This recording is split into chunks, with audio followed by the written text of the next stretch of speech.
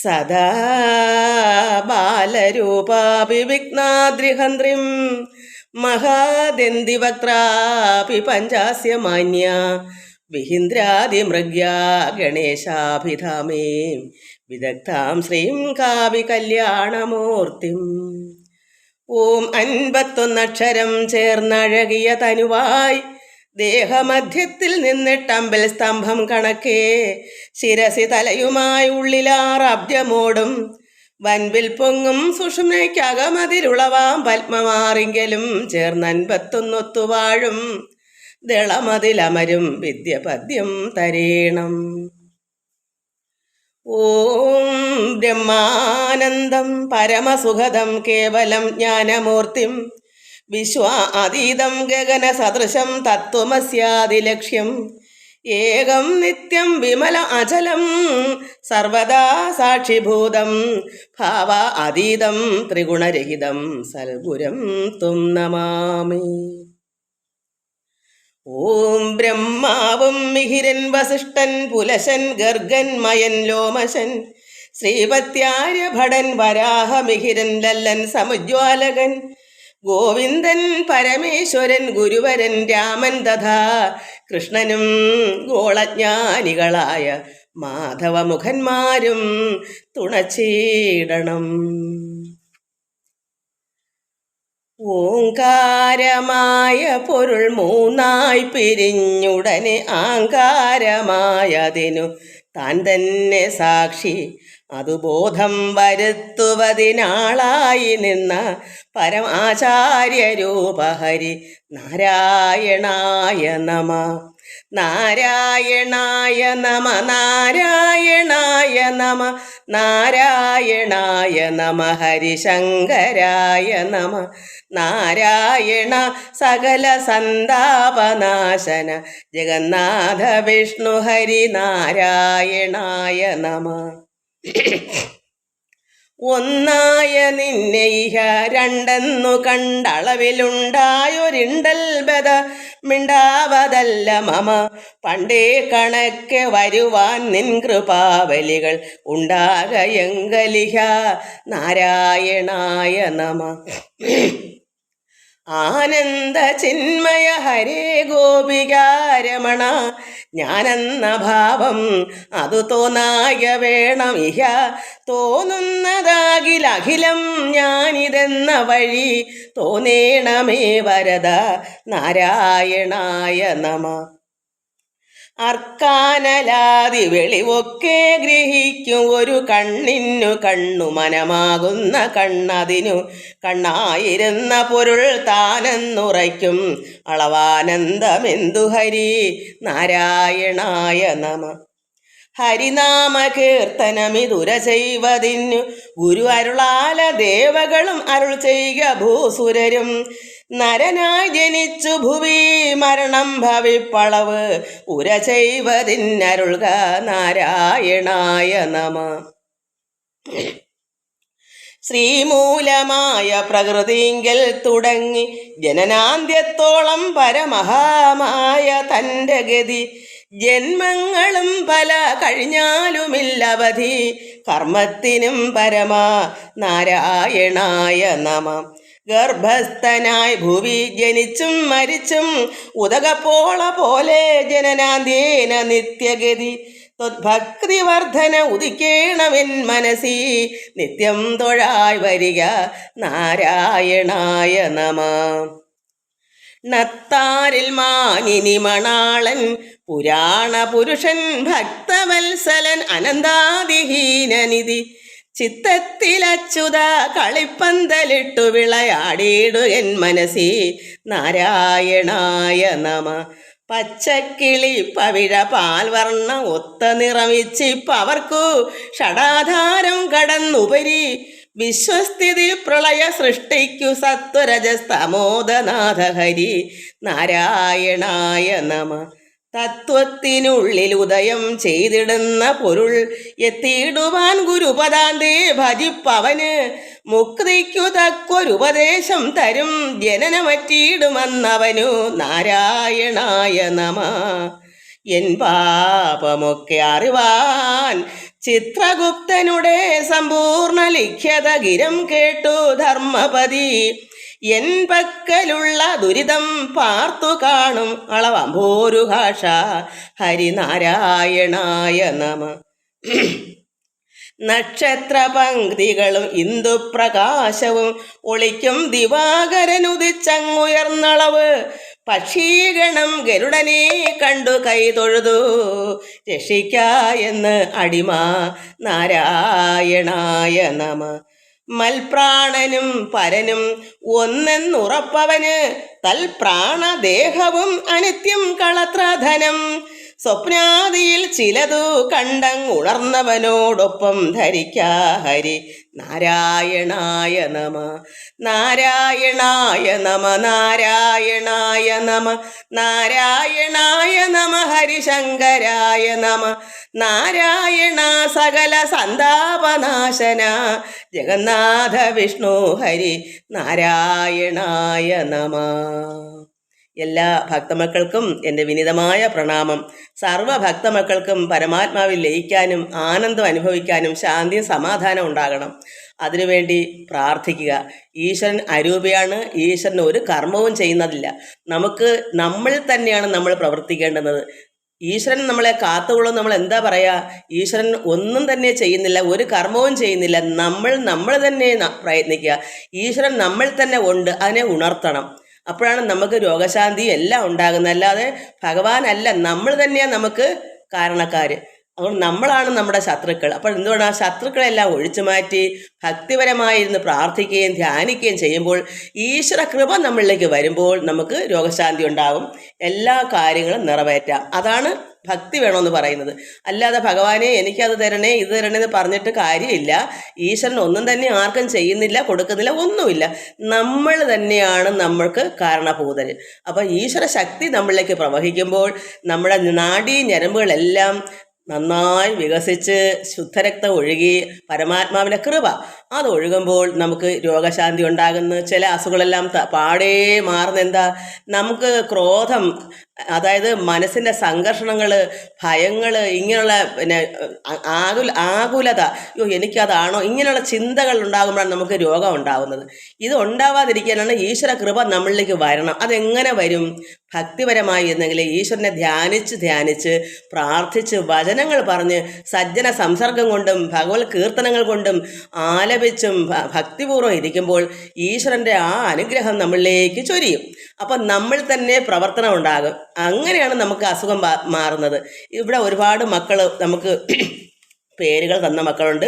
ഒരുപാട് നമ്മൾ പ്രാർത്ഥിക്കുന്നത് എന്താ, എല്ലാവർക്കും വേണ്ടി പ്രാർത്ഥിക്കണം എന്ന് പറയുന്നത് എന്താ, എല്ലാവരും അങ്ങനെ പ്രാർത്ഥിക്കുമ്പോൾ അവരവരിൽ തന്നെ പ്രവർത്തനം ഉണ്ടാകും. അപ്പോൾ മറ്റുള്ളവർക്കും നമുക്ക് പ്രാർത്ഥിക്കാൻ പറ്റും. ഭഗവാനെ അവരിലും കൃപ ഉണ്ടാകണേ, അവരുടെ നാഡീചരമ്പിൽ കൂടെയൊക്കെ ഭഗവാന്റെ കൃപ ഒഴുകണമേ, അവരുടെ രോഗം മാറ്റണമേ. എങ്ങനെയാ? അവർക്കും ഭക്തി വർദ്ധിക്കണമേ. ഇതാണ് നമ്മൾ ചെയ്യേണ്ടത്. അല്ല ഈശ്വരൻ ആർക്കും ഒന്നും തന്നെ ചെയ്യുന്നില്ല, ഈശ്വരന് ഒരു കർമ്മവുമില്ല. അപ്പോൾ നമ്മൾ കർമ്മം നമ്മൾ തന്നെ പ്രവർത്തിച്ച് നമ്മളങ്ങനെ ആയി വരുമ്പോഴാണ് ഈശ്വരനായിട്ട് നമ്മൾ തന്നെ ചേരും, നമ്മളങ്ങനെ ആകും, പരമാത്മാവ് നമ്മൾ ലയിക്കും. അപ്പോഴാണ് ആനന്ദ ബ്രഹ്മത്തിൽ ലയിക്കുമ്പോൾ നമ്മുടെ എല്ലാ രോഗങ്ങളും മാറി നന്നായി ശാന്തിയും സമാധാനവും ഉണ്ടായി എല്ലാ അനുഗ്രഹങ്ങളും നമുക്ക് തന്നെ അറിയാം, നമ്മളിലേക്ക് പ്രവർത്തിക്കുന്നു എന്ന് ആവാഹിച്ചെടുക്കുക. പ്രപഞ്ചത്തിൽ ഈ ശക്തി സ്വരൂപനാണ്. ശക്തി പരമാത്മാവായ പിതാവും മാതാവായ അമ്മയും കൂടെ ചേർന്ന് ഈ പ്രപഞ്ചത്തിൽ നിന്ന് ആവാഹിച്ച് നമ്മുടെ ഉള്ളിലേക്ക് കടക്കണം. എങ്ങനെ? ധ്യാനത്തിൽ കൂടി പ്രാർത്ഥനയിൽ കൂടി. അതാണ് നമുക്ക്, അപ്പോഴാണ് നമ്മുടെ ദേഹമൊത്തവും ഒരു പ്രത്യേക അനുഭൂതി ഉണ്ടാകുമ്പോൾ സർവ്വ രോഗങ്ങൾക്കും നമുക്ക് അഥവാ നമ്മുടെ രോഗം മാറാത്തതാണെങ്കിൽ കൂടി കഴിഞ്ഞ ജന്മത്തിൻ്റെ ഫലമായി മാറാതിരിക്കുക, എന്നാലും നമുക്ക് യാതൊരു തടസ്സവും ഇല്ലാതെ സർവ്വതും നമ്മൾ ആ അസുഖത്തെ പറ്റി അറിയാതെ അങ്ങ് പോകും. അതിനാണ് ഞാൻ പറയുന്നത് ഇങ്ങനെ പ്രാർത്ഥന വേണമെന്ന്. അപ്പോൾ ഇവിടെ പേര് തന്ന മക്കൾ രാധ, ശിവാനന്ദൻ, ശ്രീല, വത്സല ചെല്ലപ്പൻ, ജയ അനിൽ, ഗീത, ശുഭകുമാരി, രുക്മിണി മോഹൻ, സ്മിത, അജയ് കൃഷ്ണ, സുനിത, നിർമ്മല രമേഷ്, രത്നമണി, ഗീത നായർ, നിർമ്മല പവിത്രൻ, ഗീത ദിലീപ്, പ്രമിള സുനിൽ, ഗീത കൈലാസ്, ജഗദമ്മ, ഗീത മാധവൻ, പ്രസന്ന, പ്രസന്ന എന്നെ എന്നും വിളിക്കാറുണ്ട്. അവർക്ക് കമൻസ് ചെയ്യാനൊക്കത്തില്ല, അവർക്ക് അസുഖങ്ങൾ എങ്കിലും വളരെ ആശ്വാസമുണ്ട്. അവർ പറഞ്ഞ അമ്മയുടെ പ്രാർത്ഥനയും അമ്മയുടെ ഈ ഭാഗവത പാരായണങ്ങളും കേട്ടതിന് ശേഷം സമാധാനമുണ്ട്, അവർക്ക് അസുഖത്തിന് ഭേദമുണ്ട്. കാരണം എന്താ, അവരുടെ ഉള്ളിലേക്ക് വചനം ഇറങ്ങുന്നത് കൊണ്ടാണ്. അപ്പം നമ്മൾ എന്ത് മനസ്സിലാക്കണം, നമ്മുടെ ഉള്ളിലേക്ക് വചനം, ഭഗവാന്റെ വചനം ഇഴിഞ്ഞിറങ്ങുമ്പോഴാണ് നമുക്ക് രോഗശാന്തിയും സമാധാനവും ഒക്കെ ഉണ്ടാവും. ഏത് സംഘർഷണവും നമുക്ക് പരിഹരിക്കാൻ പറ്റും, ഒരു വിഷമവും നമുക്കുണ്ടാകത്തില്ല. എന്തുകൊണ്ടാണ് സദാസമയം ഒരു അസുഖങ്ങളെ നമ്മൾ നോക്കിയിരുന്ന അസുഖം തന്നെയാണ്. അസുഖത്തിനെ ഇല്ല എന്ന് നമുക്ക് മറക്കണമെങ്കിൽ നമ്മൾക്ക് ഉള്ളിൽ പരമാത്മാവ് വസിക്കുമ്പോൾ നമുക്ക് അസുഖം ഉണ്ടെന്നുള്ള ചിന്ത ഉണ്ടാവില്ല. മറ്റങ്ങനെയല്ല, വെറുതെ ഇരിക്കുമ്പോൾ എനിക്ക് അസുഖമാണല്ലോ. അപ്പോൾ ഭയം കൂടി, ആകുലത കൂടി, കൂടുതൽ സംഘർഷണം ഉണ്ടാക്കി വെക്കുക നമ്മൾ തന്നെ. അപ്പം നമ്മൾ അതിനെ കടത്തി വെട്ടണമെങ്കിൽ നമുക്ക് അതിലേക്ക് മേലെയുള്ള, രോഗത്തിലും മേലെയുള്ള പരമാത്മ ശക്തി നമ്മളിലേക്ക് ആവാഹിച്ച് ഇറങ്ങി ചെല്ലുമ്പോൾ ശരീരം മൊത്തത്തിൽ സഹസ്രാര പത്മത്തിൽ നിന്ന് ഇറങ്ങുന്ന ഒരു അനുഭൂതിയുണ്ട്. എന്താ പറയുക, ഞാൻ പറഞ്ഞിട്ടില്ലേ, എനിക്കറിവുള്ളത് നമ്മുടെ കുറ്റാലത്തൊരു വെള്ളച്ചാട്ടമുണ്ട്. ഭയങ്കര പൊക്കത്തിൽ നിന്ന് വെള്ളം ഇരച്ചിറങ്ങുന്നത് പോലെ നമുക്ക് അങ്ങനെ ആയി കുറേശ്ശെ ആയി അതുപോലെ ആവണം. അപ്പോൾ ഇരച്ചിറങ്ങിയാൽ പിന്നെ ഏതെങ്കിലും രോഗം നമ്മളിൽ ബാധിക്കൂ? അതൊന്നും അങ്ങ് ഇറങ്ങി പോകത്തില്ലേ, ഒഴിഞ്ഞ് അവിടെ ഇരിക്കാൻ സ്ഥലമില്ല. പിന്നെ ഭഗവാനെ മാത്രമേ അവിടെ ഇരുത്തൂ. അത് നമ്മൾ ആയിത്തീരാനാണ് ഞാനിത് പറയുന്നത്. അപ്പം നമുക്ക് പ്രാർത്ഥനയിൽ കൂടി ഇങ്ങനെ സംഭവിക്കുന്നത്, അല്ലാതെ വെറുതെ ഈശ്വരൻ ആരുടെയും രോഗം എടുത്ത് മാറ്റുന്നില്ല. നമ്മുടെ കർമ്മഫലമാണ്, നമ്മൾ തന്നെയാണ് നമ്മളെ രോഗിയാക്കുന്നത്. നമ്മുടെ ഉള്ളിലെ വേണ്ടാത്ത ചിന്തകൾ, കാമക്രോധങ്ങളായിരിക്കുന്ന വേണ്ടാത്ത ദുഷ്ചിന്തകളൊക്കെ ഒഴിഞ്ഞു പോയിട്ട് നമ്മൾ അവിടെ ആരെ ഇരുത്തണം?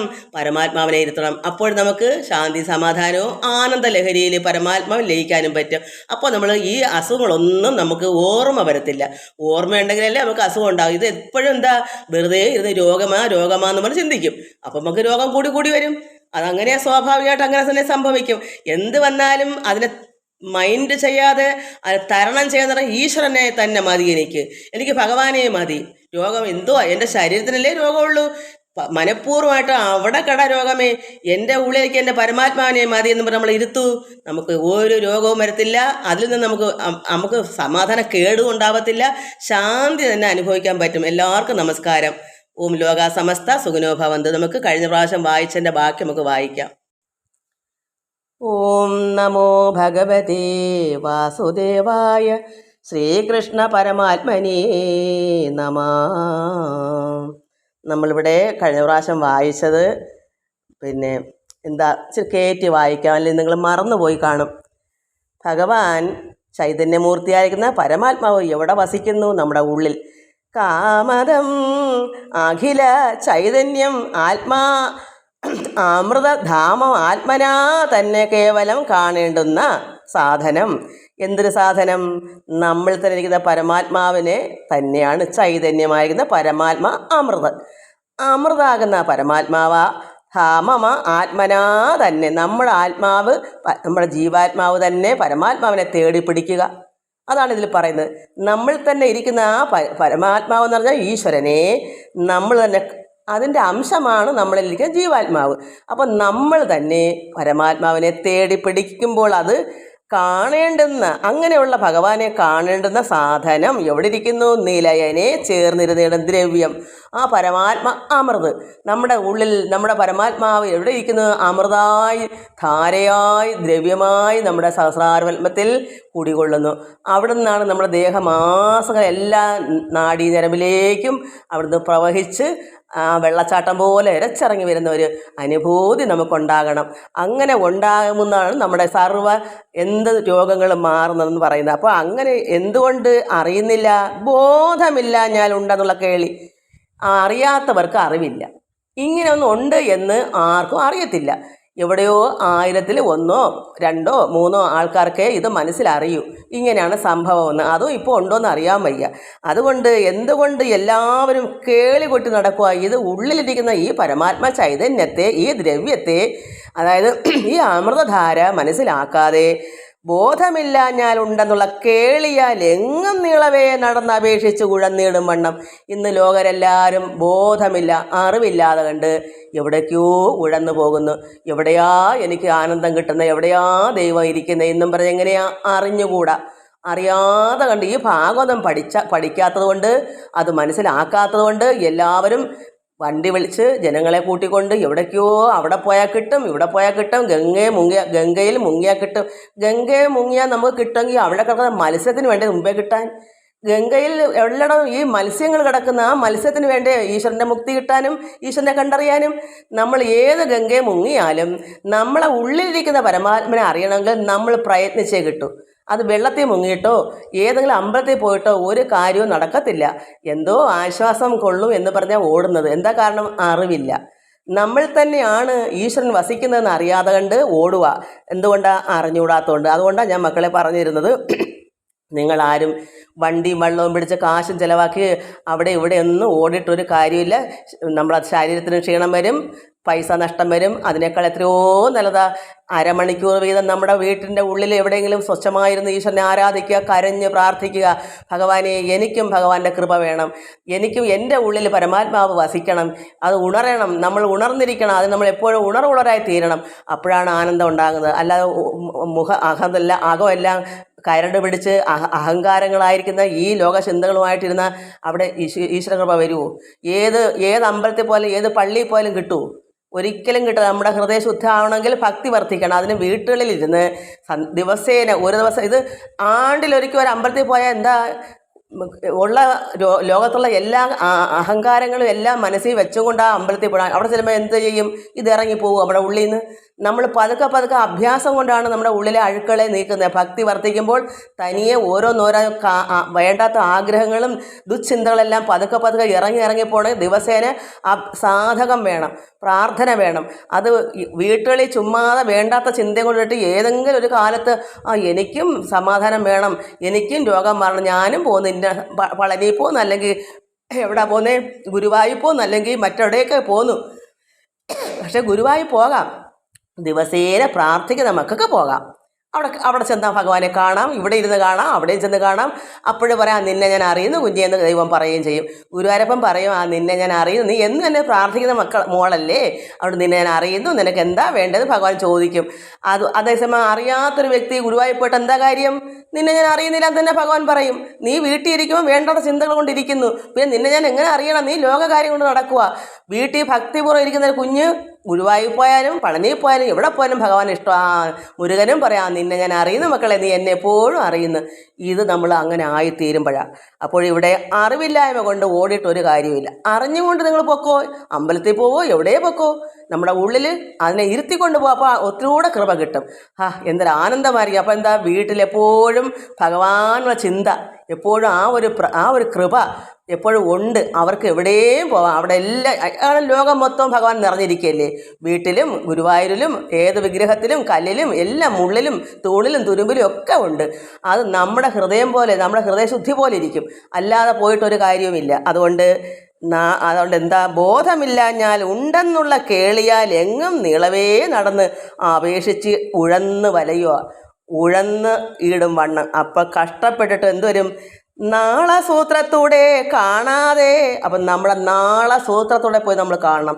നമ്മുടെ ഉള്ളിലിരിക്കുന്ന ഒരു സൂത്രമുണ്ട്, അതിൽ കൂടിയാണ് നമ്മളത് അറിയേണ്ടത്. അപ്പോഴാണ് നമ്മുടെ പരമാത്മാവിനെ നമുക്ക് അറിയാൻ പറ്റുക. ആ നാളസൂത്രത്തൂടെ കാണാതെ, അത് ചെയ്യാതെ അജ്ഞന്മാരും മേദിനി തന്നിൽ പ്രതിമാദികൾ തോറും നടന്ന ആദരാൽ അന്വേഷിച്ചു ദീനരായി വലയുന്നു. ഒരു വരിയെ വായിക്കുന്നുള്ളെങ്കിൽ അത് മക്കൾ മനസ്സിലാക്കാനാണ് പറയുന്നത്. അപ്പോൾ ദീനന്മാരായി കിടന്ന് കഷ്ടപ്പെടുക, ഇല്ലാത്ത കാശ് ഒപ്പിക്കും. എനിക്ക് ഇന്നടത്ത് പോയാൽ ഏതാണ്ടൊക്കെ കിട്ടും, എല്ലാവരും അങ്ങനെ പോകുന്നു, എനിക്കും വേണം.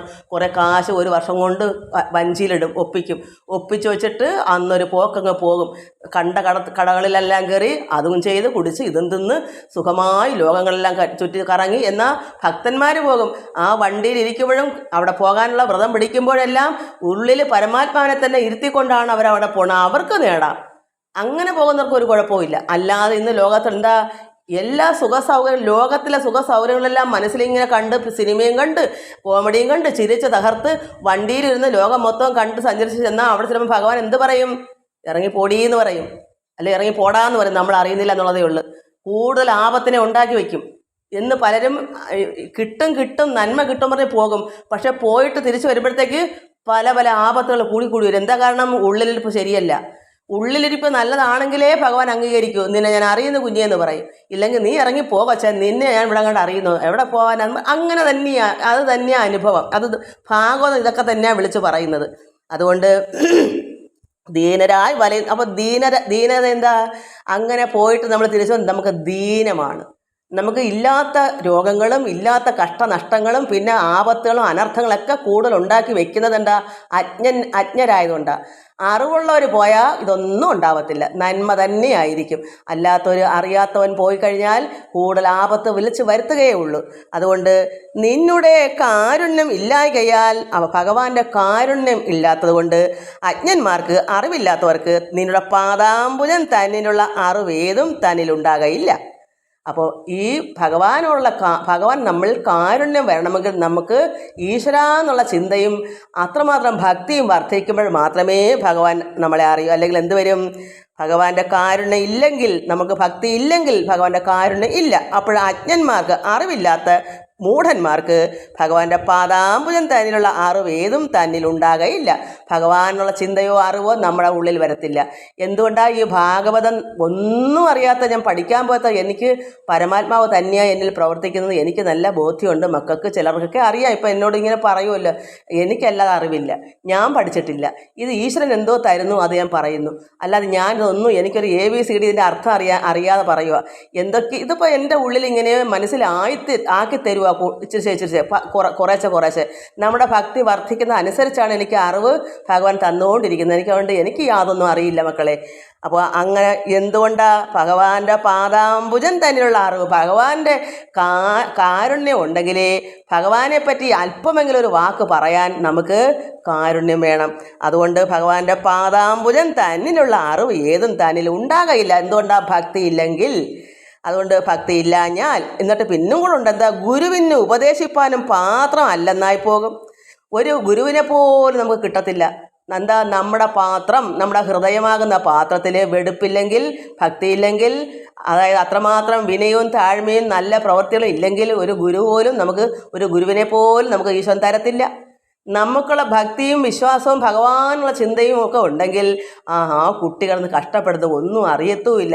നമുക്ക് നല്ലൊരു ഗുരുവിനെ കൊടുക്കണമെന്ന് ഈശ്വരൻ വിചാരിക്കും. അങ്ങനെയാണ് ചില ഭക്തമക്കൾക്ക് നല്ലൊരു ഗുരുവിനെ കൊടുക്കുന്നത്. അത് നമ്മൾ തന്നെ ഇരിക്കുന്ന പ്രവൃത്തിയാണ്. ഈശ്വരൻ നോക്കുമ്പോൾ നമുക്ക് കരുണയായി ഭഗവാന്റെ കാരുണ്യത്തിൽ കൂടി നമുക്കൊരു ഗുരുവിനെ കിട്ടും.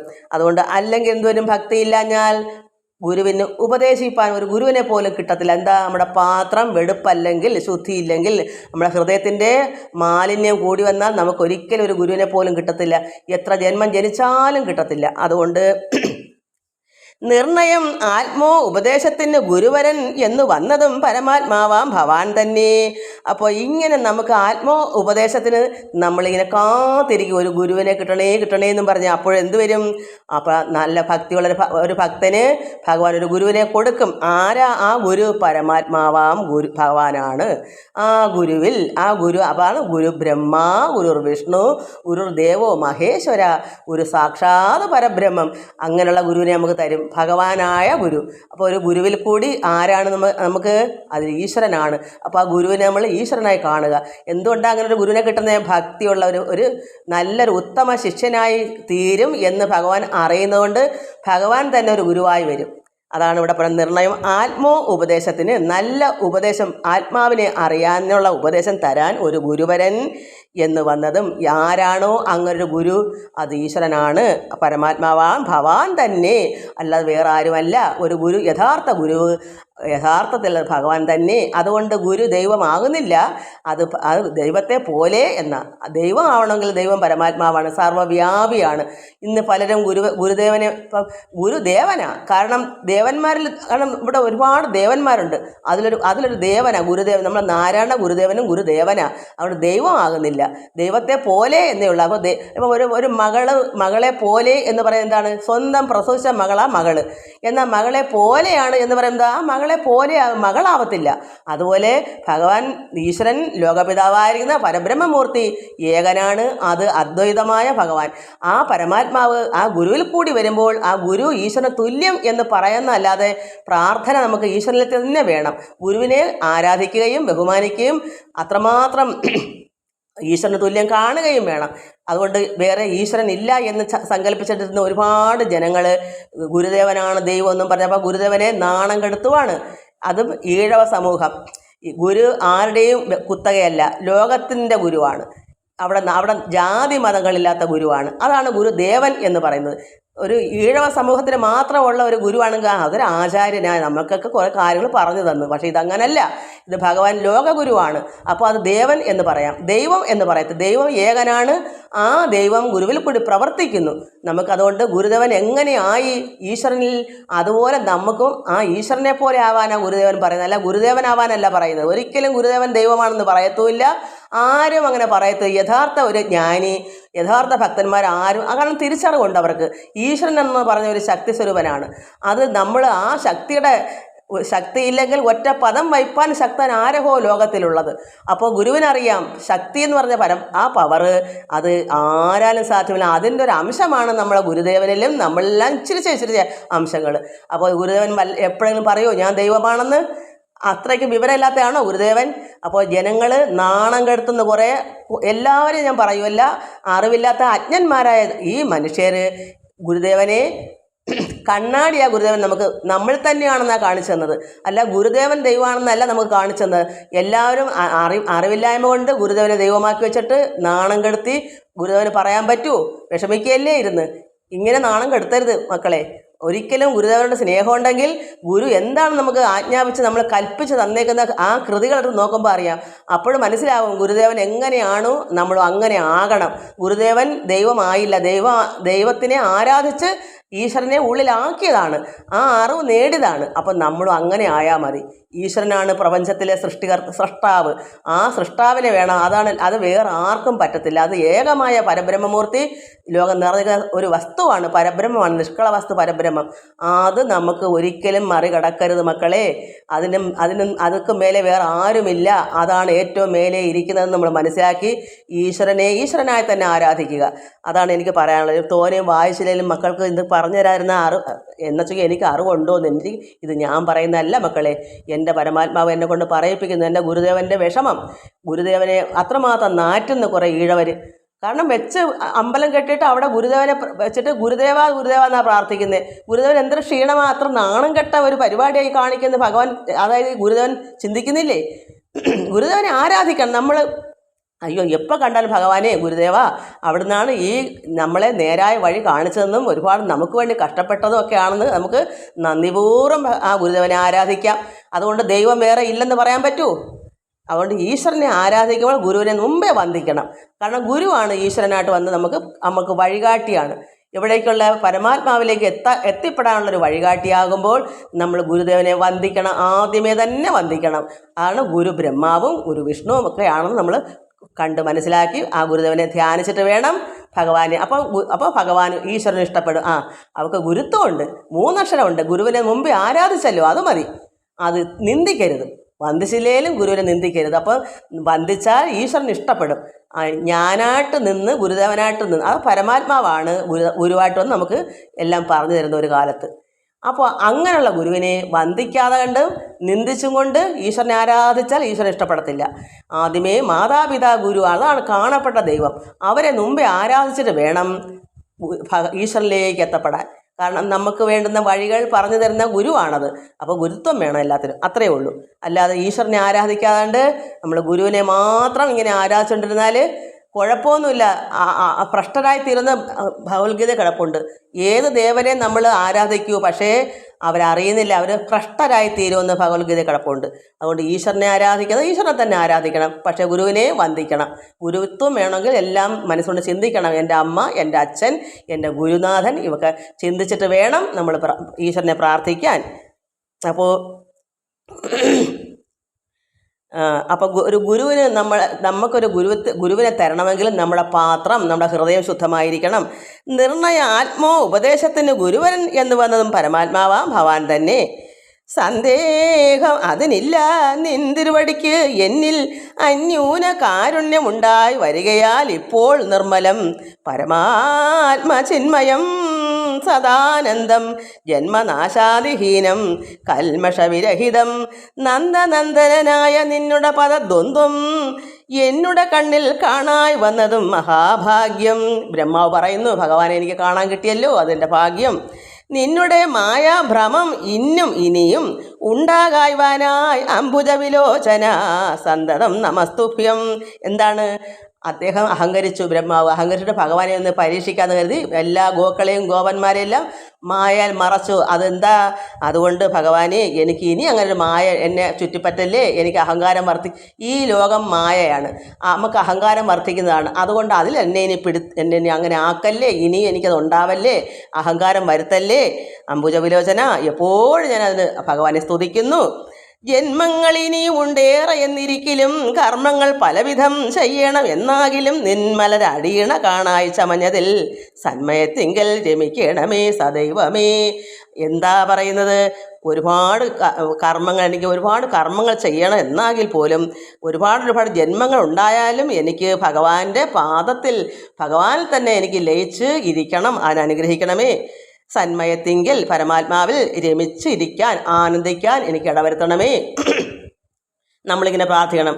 ബ്രഹ്മനായി തന്നെ ഭവിച്ചിടുന്നേൻ എന്നാകിലും ജന്മങ്ങൾ പലവിധം ഉള്ളതിൽ ഒന്നാകിലും അനേക ജന്മങ്ങൾ നമ്മൾ കാക്ക പൂച്ച പാമ്പ് ഈ ലോകത്ത് എന്തൊക്കെ സൃഷ്ടിയുണ്ടോ ഇതെല്ലാത്തിലും ഒന്നായി ഞാൻ വന്നാലും, ബ്രഹ്മാവ് പറഞ്ഞതിൽ ഏതൊരു ജീവനായിട്ട് എന്നെ ജനിപ്പിച്ചാലും, അത് ബ്രഹ്മാവായിട്ട് വന്നാലും എന്ത് വേണം? മനക്കാമ്പിൽ എൻ്റെ മനക്കാമ്പിൽ സദാനന്ദ സംഭക്രിയ പരബ്രഹ്മ സർവസ്വം അനുഗ്രഹിക്കായി വരേണമേ. ഏതൊരു ജീവനായിട്ട് എന്നെ ജനിപ്പിച്ചാലും എനിക്കെപ്പോഴും ഭഗവാൻ തന്നെ രമിക്കാൻ, ഭഗവാൻ ചിന്തിക്കാൻ, ആരാധിക്കാൻ ഇടവരുത്തണമേ. നിൻ മഹാവിഷ്ണു രൂപം ഈ ദൃശ്യം കാണായി വന്നത് എൻ മഹാഭാഗ്യം തന്നെ കേവലം. ഇനിയും ഞാൻ നിന്നടിയണകളിൽ അന്വഹം പിരിയാതെ നിന്ന് അനുഭവിപ്പതിനൊന്നനുഗ്രഹിക്കണം. അത് ഇത്രയും ഈ ഭഗവാന്റെ ഈ എന്തുവാ പറയുക, ഭഗവാന്റെ ഗോപന്മാരും ഗോക്കളും എല്ലാം ഭഗവാന്റെ നിർമ്മിതമായി കണ്ട് ഇദ്ദേഹം അതെല്ലാം വിഷ്ണു രൂപമായി കണ്ടു. അപ്പോൾ അതെൻ്റെ ഭാഗ്യമാണെന്ന് അദ്ദേഹം പറയുന്നു. ഇങ്ങനെ ഈ മഹാവിഷ്ണു രൂപം ഈ ദൃശ്യം 4 കൈകളോടുകൂടി എല്ലാം അങ്ങനെ നിൽക്കുന്നു, എല്ലാ പശുക്കളും ഗോപന്മാരെല്ലാം അങ്ങനെ കണ്ടത് കൊണ്ട് എൻ്റെ അത് ഭാഗ്യമാണ് കേവലം. ഇനിയും ഞാൻ അതുകൊണ്ട് ഇനിയും ഭഗവാന്റെ പാദത്തിൽ നിന്നടിയണകളിൽ ഭഗവാൻ തന്നെ എൻ്റെ മനസ്സ് പിരിയാതെ നിന്ന് അനുഭവിപ്പതിനൊരു അനുഗ്രഹിക്കണമേ, എന്നെ അങ്ങനെ അനുഗ്രഹം തരണമേ.